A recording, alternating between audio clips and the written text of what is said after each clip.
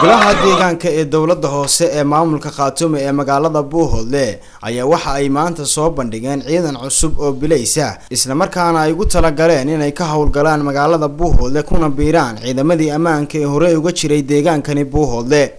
ciidamadan booliska ee laga unkay magaalada Buuhoodle ayaa waxay maanta gaada ka ciyaar ku soo mareen wadooyinka dhexmara suuqyada waaweyn ee magaalada Buuhoodle iyadoo ay hareeraha ka socdeen shacab weyne aad u qeyraysan oo iyagu hore aan u arag ciidamo noocan oo kala ah oo ka tirsan ciidamada booliska maamulka Khaatumo State of Somalia oo dowlatus noocan oo kala ah ku soo bandhigaya suuqyada magaalada Buuhoodle. waxaana dabaaldeg iyo damaashaad kadib la isugu biyashubtay garoonka kubadda cagta ee Xabada Stadium halkaasi oo isugu soo baxeen kumanaan dadweyne oo isugu jira qaybaha kala duwan ee bulshada ku dhaqan magaalada Buuhoodle oo shucuurtoodu ay aad u kacsanayd isla markaana aad ugu faraxsanaa ciidamada booliska ee ku soo biiray ciidamada ammaanka ee hore uga jiray deegaankani Buuhoodle. waxaana ugu horreyn warbaahinta la hadlay gudoomiyaha golaha deegaanka Maxamuud Cali Faarax isagoona ka warbixiyay ciidamadani ay maanta soo bandhigeen. anoo ku hadlaya magacii golaha deegaanka gobolka Cayn magaalada Buuhoodle waxaan idin sheegayaa golaha deegaanka waxaa la aasaasay 30kii bishii 7 waxa hadda garanaysan inuu wax 3 bilood wax ka dhimanay ay tahay wax qabad badan ayaa uu qabtay deegaanku golaha deegaanku waxa kamid ah cashuurtii gobolka oo la dhaqaajiyay dhamaan waxa kamid ah nadaafadii oo si wacan loo sugay gobolka oo dhan waxaa kamid ah waxqabadka xaalufinta deegaanka oo laga hortagay in dhirta la gooyo waxna la gubo waxaanu ku guuleysano ilaahay sabab nooga dhigay khilaafka ka jiray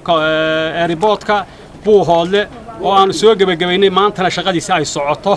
baa iyadana alxamdulillah waxaanu hadda aad aragtaan oo ugu dambeeya ducfadii labaad ee ciidanka booliska ee loogu talagalay inuu sugo nabadgelyada gobolka Cayn oo isaguna aanu taagan meeshan alxamdulillah rabbil caalamiin waxqabad fiican ayaa noo qabsoomay imankana waanu sii wadaynaa waqti dhowna ducfada kale oo farabadan baan fuli doonaa wassalaamu calaykum waraxmatullahi halka waxaanu naxariga kaga goynay dacfadii labaad ee ciidanka bilayska ismaamulka Khaatumo ee muxuu ahaa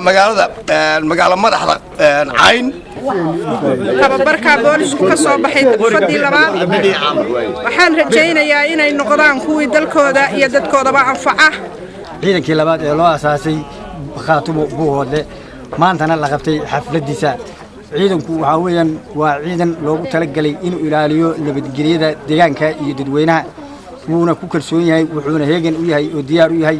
inuu wax ka qabto wax kasta oo ku yimaada degmada oo looga baahan yahay hawlgalkiisa. gudoomiyaha golaha deegaanka ee magaalada Buuhoodle Maxamuud Cali Faarax ayaa waxa uu sheegay in ciidamadani ay ka shaqeyn doonaan nabadgelyada magaalada Buuhoodle iyo ilaalinta cashuuraadka deegaanka. Cabdi Casiis Aadan Jaamac TV-ga caalamiga ee Somsad magaalada Buuhoodle.